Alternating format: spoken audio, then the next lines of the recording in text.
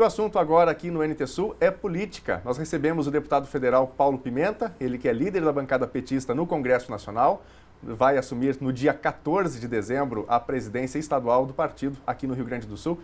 Deputado Paulo, boa tarde, obrigado pela presença com a gente no NT Sul.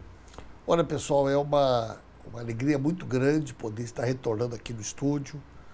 Esse trabalho que vocês fazem é um trabalho fundamental, né? Uma TV que está presente, né, na realidade dos municípios, especialmente do interior. Isso para nós que acreditamos na democratização da comunicação é uma ferramenta fundamental. Então, eu agradeço muito a oportunidade de poder estar aqui mais uma vez junto com vocês. Obrigado pela presença.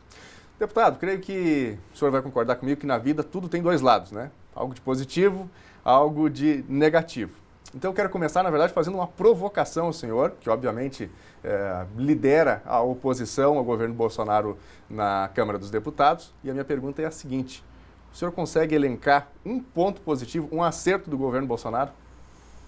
Olha, esses dias eu fiz essa pergunta para um apoiador do Bolsonaro, né?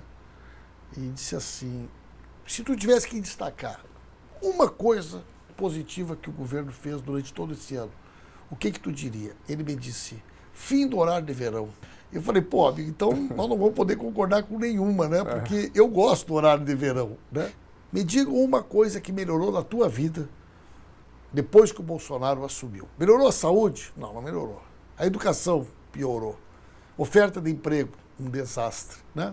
Deputado, muito daquilo que se faz hoje no Brasil, dos projetos que estão sendo apresentados pelo governo na Câmara, são atribuídos a problemas passados, especialmente na gestão petista, né? Começa com o ex-presidente Luiz Inácio Lula da Silva, posteriormente com Dilma Rousseff, que passou pelo processo de impeachment. O PT, obviamente, vai criticar as ações do governo Bolsonaro.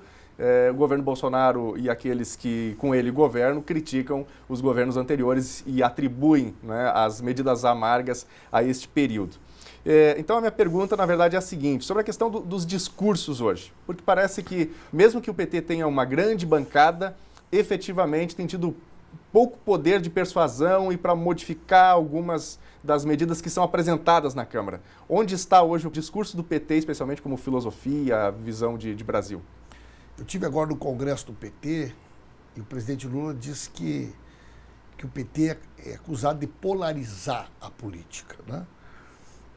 O que para nós não é algo que nos preocupa, né? Porque polariza quem tem opinião, polariza quem tem chance de governar, né? Quer dizer, isso em tudo. Quer dizer, no futebol, polariza os times que estão lá na frente. Polariza quem tem chance de ganhar o título, né?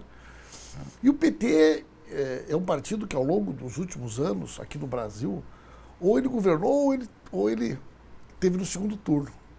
Então, as nossas ideias, elas polarizam a sociedade. Mas muito mais do que criticar o governo Bolsonaro, a gente costuma reforçar o nosso legado. Então, eu chego em Cachoeira do Sul, né? Eu converso com as pessoas. Eu digo: olha, o que vocês têm para falar? Nós fizemos o Luz para Todos, que trouxe luz para o interior, não só de Cachoeira, mas de toda a região, milhares de pessoas que não tinham. Nós demos acesso ao crédito, o agricultor comprou trator, comprou implemento, construiu casa, né? O juro para comprar um carro, para comprar uma moto era barato. Nós criamos os institutos federais, as universidades, o filho do trabalhador, o filho da trabalhadora botou filho a estudar, né? Nós criamos o programa Minha Casa Minha Vida, que possibilitou que milhares de pessoas reformassem a casa ou construíssem casa. Nós criamos um crédito para poder as pessoas comprar televisão, comprar geladeira, comprar fogão. Nós tínhamos um crédito específico e barato para que as pessoas tivessem acesso. Isso gerou emprego, a economia se movimentou. Nós acreditamos, né, que o dinheiro na mão das pessoas faz a economia circular. E a economia circulando fortalece o comércio, fortalece a indústria. É por isso que nós aumentamos o valor do salário mínimo, fortalecemos o valor das aposentadorias. Então, esse é o nosso projeto, esse é o nosso modelo, né? Então, eu chego aqui em Cachoeira e eu tenho que dizer: ah, não, mas no combate à corrupção, será? Mas aí eu lhe faço uma provocação. Na sua opinião, onde que nasceu esse sentimento antipetista, vamos dizer assim, e onde começou a surfar Jair Bolsonaro e essa onda mais à direita? Olha, veja bem, essa história do antipetismo, ela precisa ser olhada de perto, né? Nós lançamos um candidato à presidência da República há 40 dias das eleições, que quem não era ligado à educação ou da cidade de São Paulo não conhecia o Haddad. Nós fizemos 30 milhões de votos no primeiro turno, nós elegemos a maior bancada de deputados e deputadas, nós elegemos o maior número de governadores. Qualquer pesquisa de opinião pública que você fizer, o PT é o partido mais querido do Brasil, né?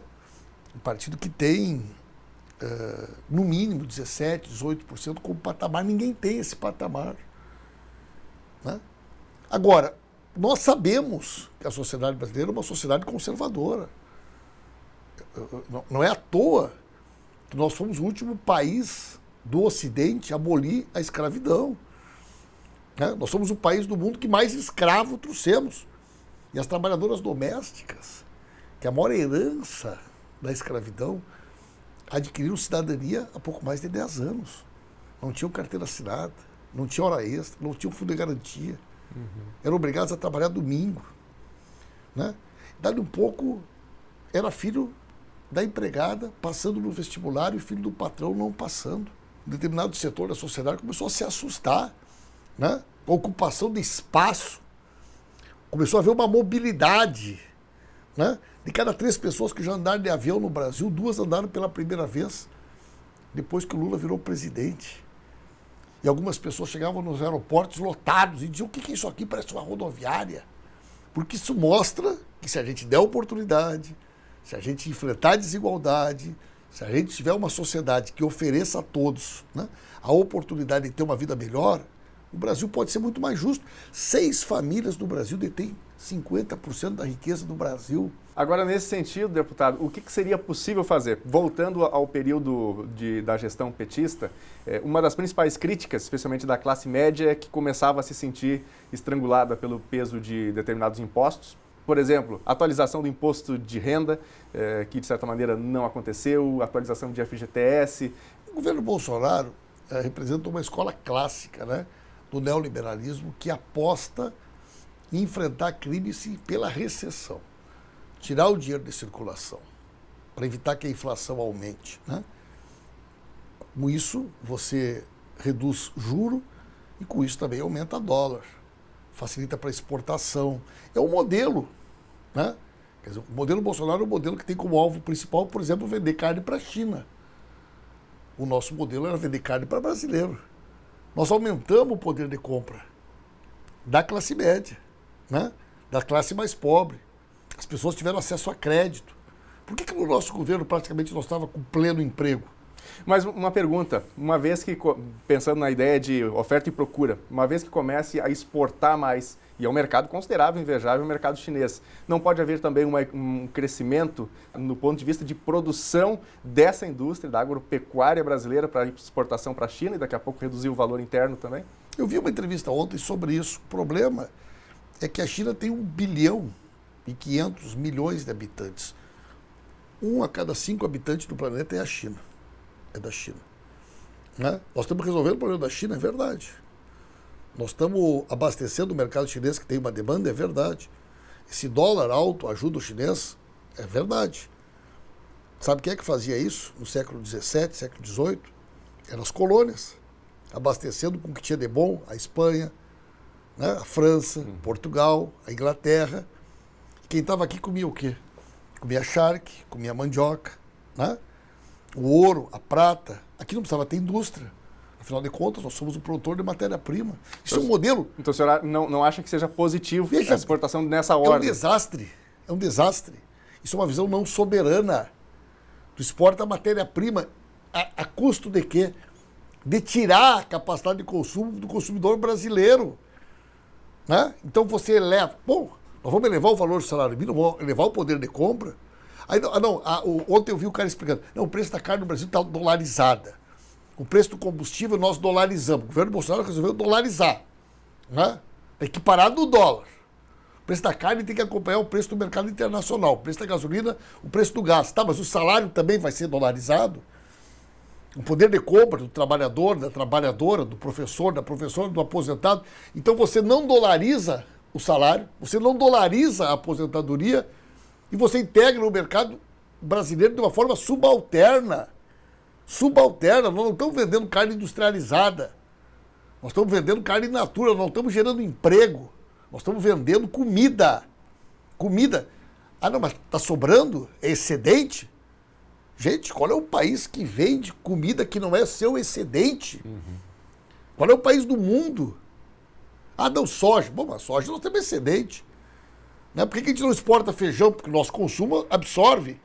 Deputado, para a gente fechar aqui, precisamos falar um pouquinho sobre Lula, Luiz Inácio Lula da Silva, que é certamente um dos maiores expoentes do Partido dos Trabalhadores. Recentemente saiu da prisão onde estava em Curitiba. Então eu pergunto para você, em primeiro lugar, Lula é inocente? Segunda pergunta, Lula vai ser preso de novo? Olha, eu responderia de outra forma. Lula teve direito a um julgamento justo? Lula foi julgado por um poder judiciário isento? Lula teve um Ministério Público com uma conduta condizente? Ou Lula foi julgado num esquema perverso de um conluio entre o Ministério Público e o Poder Judiciário, sem direito de defesa e sem direito de valer para ele a jurisprudência consolidada que sempre existiu no Brasil, que ninguém é condenado sem prova. Então, mais do que saber se o Lula é inocente ou não, a pergunta é o seguinte: o Lula teve direito ao julgamento justo? Não teve. Então vamos fazer um acordo básico. Tanto como quem acha que o Lula tem alguma coisa para ser investigado, como quem não tem, vamos dar para o Lula o direito ao julgamento justo. Eu acho, eu tenho, né, uma opinião que é pública, de que o Lula não cometeu nenhum crime. Se alguém acha que é normal no Estado Democrático de Direito que um juiz que perseguiu e condenou o principal candidato a presidente da República, antes da eleição, seja convidado para ser ministro da Justiça, caso o adversário ganhe e aceite qualquer lugar do mundo que tu chega e conta essa história, as pessoas ficam abismadas, as pessoas não acreditam.